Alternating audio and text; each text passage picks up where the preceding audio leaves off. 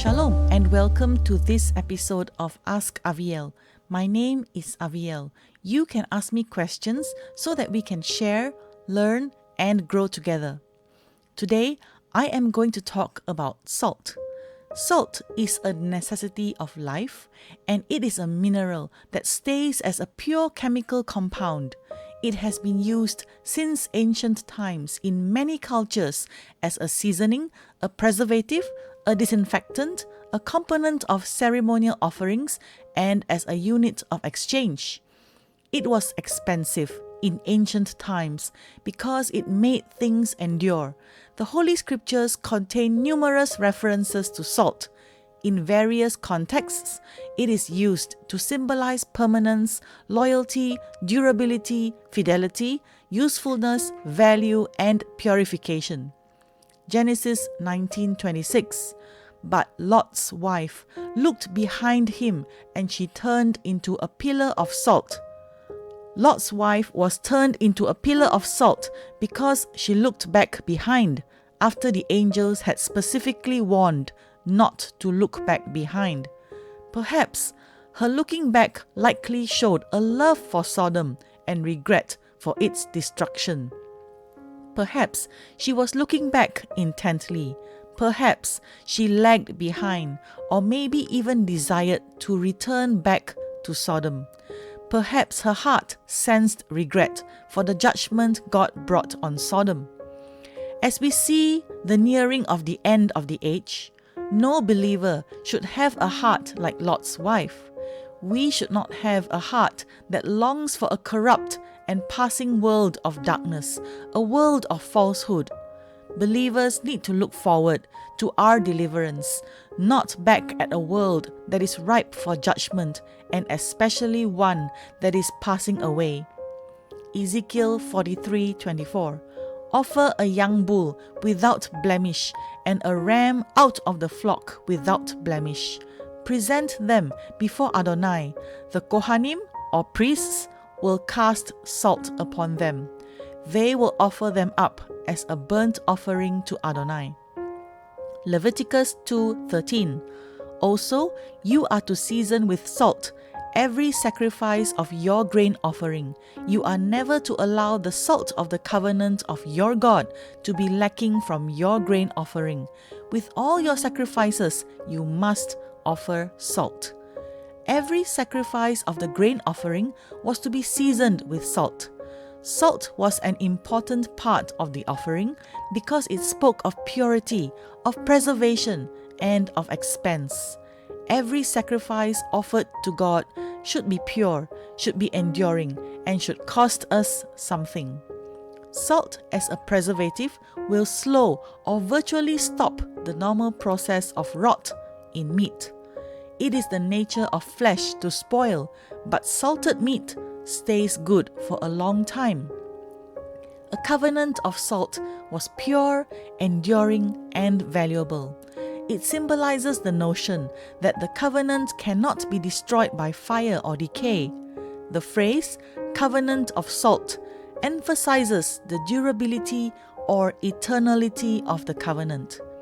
Bland food without salt tastes weak and flavorless. It does not give the sense of sustenance for health or strength. Every Shabbat, observant Jewish homes sprinkle salt on the bread before reciting the barakah blessing over it, and then breaking it for all to share. The home dining table is equated with the temple altar, and it is forbidden to offer any sacrifice without salt. Numbers 18:19. Whatever is set aside from the holy offerings which Bnei Yisrael present to Adonai, I have given to you, your sons and your daughters with you, as a permanent share. It is an everlasting covenant of salt before Adonai for you and your offspring. The priests received portions from the grain offering, the sin offering, and trespass offering. Gifts of oil, wine, grain, and ripe fruit from the first fruits offerings were also to be given to the priests. This was how the priesthood was supported in Israel. All of these belonged to the priests, and it was vitally important that the children of Israel fulfill their obligation to bring these things. God called it a covenant of salt.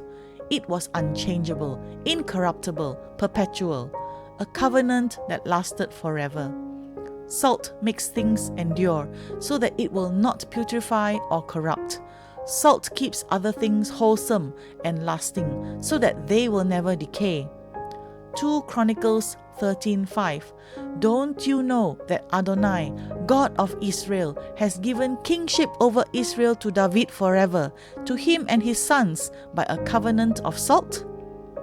This promise God made to David about kingship over Israel was called a covenant of salt, which meant a serious perpetual covenant that would last forever with endurance and permanence.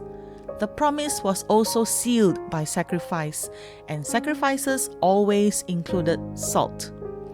Ezekiel 16:4. As for your birth, on the day you were born, your umbilical cord was not cut, nor were you washed in water for cleansing.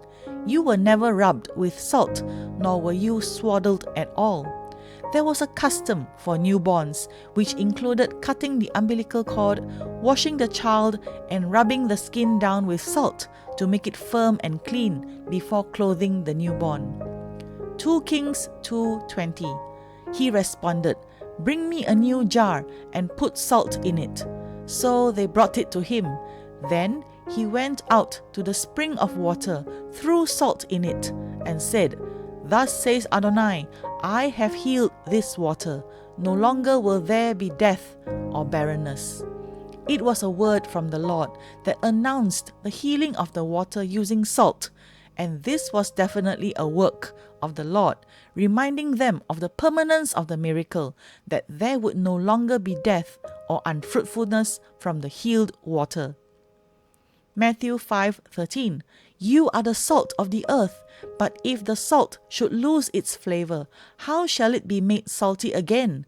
It is no longer good for anything except to be thrown out and trampled underfoot by men. Israel was exhorted to be like salt because they are precious. In the days of Yeshua, salt was a valued commodity. Roman soldiers were sometimes paid with salt. Israel was called to be like salt, to have a preserving influence on the world. Israel was called to be the salt of the earth, to add flavor. Israel was called to be true to their calling, to make the earth a purer and more palatable place. God preserves Israel and the world for the sake of true believers in Messiah Yeshua, because they are the ones preserving the world from rotting away and decay. If the salt loses its flavor, it is then good for nothing. Salt must keep its characteristics to be of any value. When it is no good as salt, it is trampled underfoot. Mark 9:49-50. For everyone will be salted with fire. Salt is good, but if the salt becomes unsalty, with what will you flavor it? Have salt in yourselves and keep shalom with one another. Yeshua declared that his followers would be seasoned with salt. The salt must retain its flavor. Since grain offerings and sacrifices always included salt, Yeshua was perhaps saying that the living sacrifices his followers brought to him must be seasoned with sufferings and tribulations. Salt seasons us. It purifies, preserves, and adds flavor to our lives, making our living sacrifice acceptable to God. Luke 14:34. Therefore, salt is good, but if the salt should lose its flavor, how shall it be made salty again? Salt that loses its flavor is of no use. If Israel became corrupted or assimilated with the practices of pagan nations, it would lose its distinctiveness, flavor, or preservative value and would be of no use as a follower of Yeshua. Salt is only useful when it has the nature of salt. Israel is only useful when it bears the image of Adonai. Colossians 4:6. Let your speech always be with grace, seasoned with salt, to know how you ought to answer everyone. we must ensure that our speech is always with grace, especially when presenting the good news of Yeshua. The Basara or gospel should be communicated with prudence, tact, consideration, kindness, making full use of every opportunity to reach people who desperately need the Messiah in their lives.